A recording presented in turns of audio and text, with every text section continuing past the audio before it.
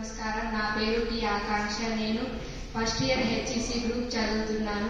ప్రభుత్వ జూనియర్ కళాశాల కారేపల్లి. ఈ రోజు నేను పర్యావరణ పరిరక్షణ గురించి చెప్పబోతున్నాను. పర్యావరణ పరిరక్షణ అంటే మన చుట్టూ ఉన్న గాలి, నీరు, నేల, వృక్షజాలం, జంతుజాలం వంటి సహజ వనరుల్ని రక్షించడం, ఆరోగ్యకరమైన భవిష్యత్తు కోసం చెట్లను నాటడం, ప్లాస్టిక్ వాడకాన్ని తగ్గించడం, నీటిని పొదుపు చేయడం, రీసైక్లింగ్ చేయడం వంటి చర్యల ద్వారా పర్యావరణాన్ని సంరక్షించవచ్చు. పర్యావరణం మన జీవనాధారమైన నీరు, నేల, గాలిని అందిస్తుంది.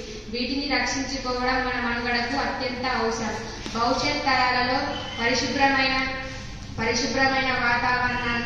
పర్యావరణాన్ని అందించాలంటే పర్యావరణాన్ని పరిరక్షించుకోవాలి. ఆర్థిక వ్యవస్థకు కూడా ఆధారంగా ఉంటుంది. మనకు నీరు అత్యంత అవసరం. నీరు స్నానం చేయడానికి, క్లీన్ చేయడానికి చాలా ముఖ్యమైనది. మనం అడవులను చెట్లను బాగా పెంచాలి. చెట్లను పెంచితే వర్షాలు బాగా పడతాయి. మనకు అమ్మ ఎలాగో మన పర్యావరణం కూడా మనకు అమ్మలాగే ఉంటుంది. అందుకే మనం అమ్మని ఎంత చక్కగా చూస్తున్నామో పర్యావరణాన్ని కూడా అంతే చక్కగా చూడాలి.